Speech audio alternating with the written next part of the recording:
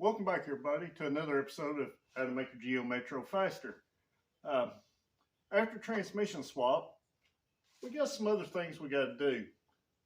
We just can't go straight into data because we have took weight out of the car and we have changed some things. So in order to address those changes, I've got our scales over here. We're fixing to put this thing on scales and weigh it and see exactly where we're at. So stay tuned and we'll see what happens.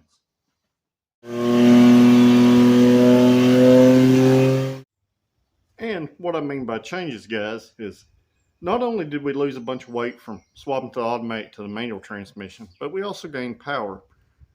And that said, I also have been taking weight out of the interior. As you know, I've put the seats and stuff into Project Phoenix. So Project Phoenix's race seat is now in Project Freetro.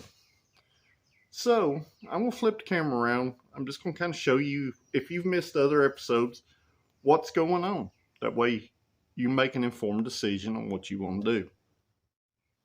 And the reason why I say that, guys, at this point, we're about a race car inside.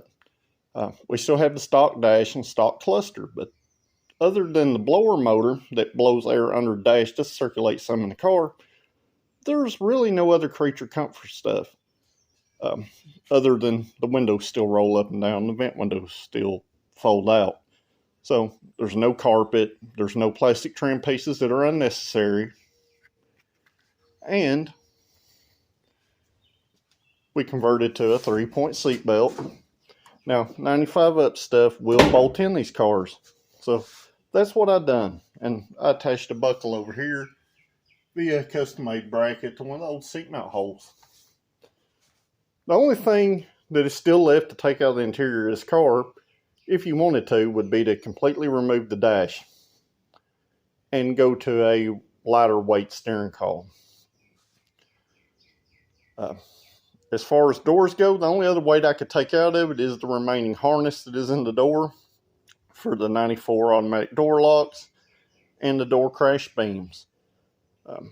The door crash beams are worth about 30 pounds between the two of them. So it may be something I take out later, but for now they're going to stay.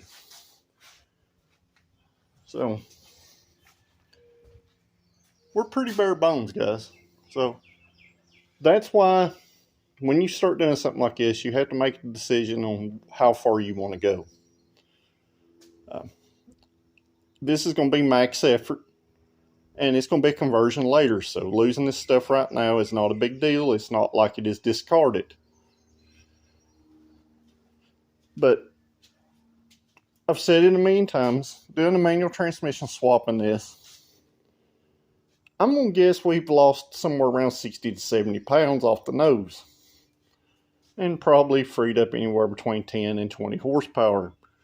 So that will be useful when our data comes later in this video. So enough talking about what's been done. I'm going to get this thing on the scales and see where we're at. And alright, guys, I got the car set up on scales zeroed out and stuff. Important note, it is heavier than I anticipated, but also remember, not only have we been removing weight, we added weight with the supercharger, the piping and the hat, and the water methanol stuff. So, basically, we're at 1,416 pounds. And as you can see, most of our weight bias is in the front. Now, at this point,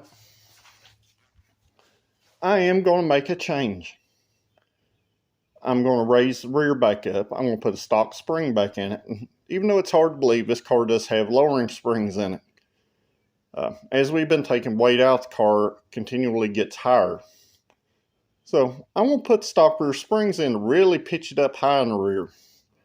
And that should give our weight bias back towards the front a little bit, should help traction, while also being stiffer and helping it keep from squatting, which unloads the front tires. Keep in mind that a front wheel drive car is completely backwards of setting up a rear wheel drive car. So at this point, we got our data on the weight. I'm going to swap the rear springs out and we'll see where we end up. I'm just going to pop in and say, if you like this kind of stuff, make sure you like this video, share it with your friends, and most importantly, help support the channel by hitting that subscribe button. It don't cost anything, but it really helps me out, and I would greatly appreciate it if you do that for me. And alright guys, as you can see, I'm back home. My main goal today was put some miles on this clutch and get a little data. But so far all we got was a little, you know, weight data. As far as pickup and power gains, I can't get no data right now with it. Unfortunately, at this point, and this is going to sound stupid, but our little tiny 155/80/12s are no longer going to fit our need here. I've tried to make some test passes today to try to get some kind of data, whether it been 60 foot or mile an hour or even, you know, 0 to 60 data. Basically, if you launch this thing, let me tell you how I was launching it. I was easing out on the clutch and I was trying to roll into it. Well, as soon as you get about a quarter throttle, it instantly makes 20 plus pounds boost, and of course our little tire just, you know, it goes up in smoke. You can instantly pull second, tire goes up in smoke, pull third, spinning, pull fourth, it spins. So basically, in my draggy data, you can actually see these peaks and spikes where it's spinning when I'm shifting gears. So I really can't get no good data on these tires. So I may try to cook these tires a little bit and see if I can't soften them up. But I am going to look into some options for putting a tire on this car. One thing I can tell you is traction is the ultimate thing. Before, with our automatic, you know, we had some traction problems, but nowhere near. They were overcome. You could overcome the problems. But now, you can't overcome these. It's just extremely violent. If you want a car that you can literally torque steer all over the road now, that is this car.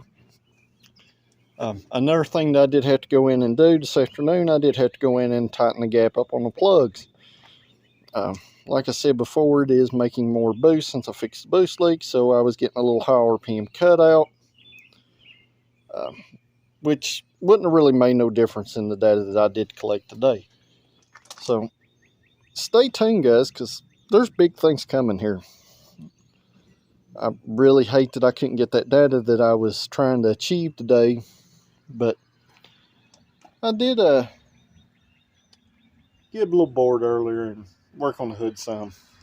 But we got our weight data.